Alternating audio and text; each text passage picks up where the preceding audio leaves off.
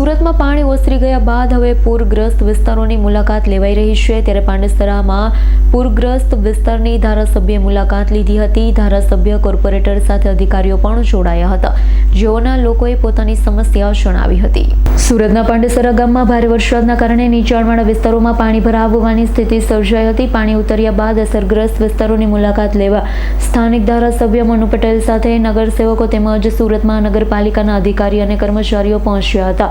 અધિકારીઓએ સ્થાનિક રહેવાસી સાથે વાતચીત કરી તેમની મુશ્કેલી અને થયેલા નુકસાન અંગે માહિતી મેળવી હતી। સાથે જ પાણીના નિકાલ, સફાઈ અને જરૂરી સુવિધા ઝડપથી પુનઃસ્થાપિત કરવા સંબંધિત અધિકારીઓને જરૂરી સૂચનાઓ આપવામાં આવી। સ્થાનિકોએ પણ પોતાની સમસ્યા અને માંગણીઓ જનપ્રતિનિધિઓ સમક્ષ રજૂ કરી તંત્ર દ્વારા અસરગ્રસ્ત લોકોને શક્ય તમામ મદદ અને જરૂરી કામગીરી ઝડપી પૂર્ણ કરવાની ખાતરી આપવામાં આવી હતી।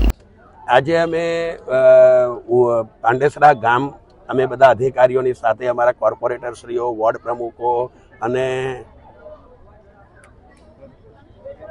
બધા જ આગેવાનો અને અહીંયાના મોહલ્લાના, સોસાયટીના, આ એરિયાના દરેક કાર્યકર્તાઓ અને વડીલો, સોસાયટીના રહીશો, અમારી માતાઓ બહેનો બધા જ અહીંયા હાજર હતા।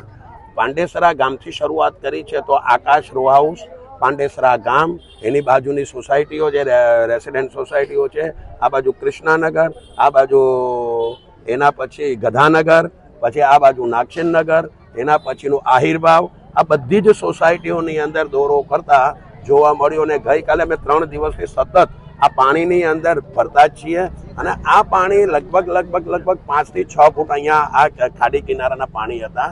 દરેક અમારા પરિવારોના દરેક ઘર વખરી લગભગ શૂન્ય થઈ ગઈ છે। ઘર વખરીમાં એમનું અનાજ છે, એમનું કરિયાણું છે, એમના મરી મસાલા છે, એમના ગાદલા છે, ગોદડા છે, બાળકોના ભણવાની જે કીટ હોય, બાળકોને ભણવાની જે ચોપડી, નોટબુક્સ છે, એની પછી એમની સ્ટડીની જે બુક્સ છે, એમના દફતર છે, એમના ગણવેશ છે, આ બધું જ પલળાઈને ખરાબ થઈ ગયું છે। અમારી સરકારને બી વિનંતી કરી છે। ગઈકાલે બી અમે અમારા મંત્રી શ્રી કનુભાઈ દેસાઈ આવ્યા ત્યારે એમને ખુલ્લા મનથી એવું કીધું હતું કે જેટલા બી સરકારની અંદર બધાએ બોલાવી અને એમને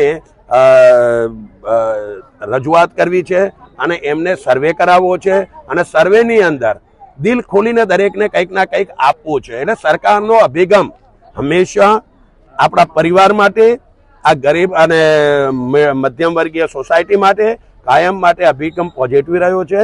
અને આજે કાં તો આવતીકાલથી આજે અમારા મુખ્યમંત્રી શ્રી અહીંયા પ્રવાસ કરી રહ્યા છે, અહીંયાનો દોરો કરી રહ્યા છે અને શક્ય હશે તો આ રાઉન્ડની અંદર હું મુખ્યમંત્રીને બી અહીંયા લઈને આવવાનો છું। એમની જો સમયની એ હશે તો આવશે। આજે કમિશનર શ્રી બપોર પછી આવવાના છે। અમારા ઝોનના વડાઓ, 2 વડાઓ અહીંયા અમારી સાથે હાજર હતા। અમારા બધા જ કોર્પોરેટરો, અહીંયાના માતાઓ, બહેનો, અહીંયાના વડીલો બધા જ અહીંયા હાજર છે।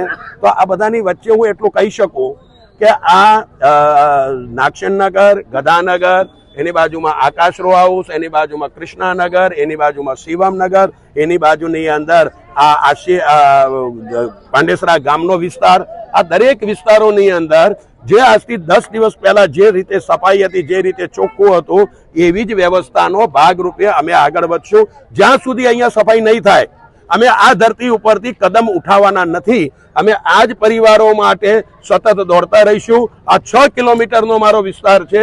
6 કિલોમીટરના વિસ્તારની અંદર જેટલી બી ગંદકી છે એને ઉઠાઈ અને એને એની જગ્યાએ પહોંચાડીશું। અહીંયા સાફ સફાઈ કરાવશું। દરેકના ઘરમાં પાણી આવે અને પાણીથી પોતાના ઘરોમાં કાદવ બાદવ સાફ કરી શકે એ પરિસ્થિતિનું નિર્માણ કરીશું।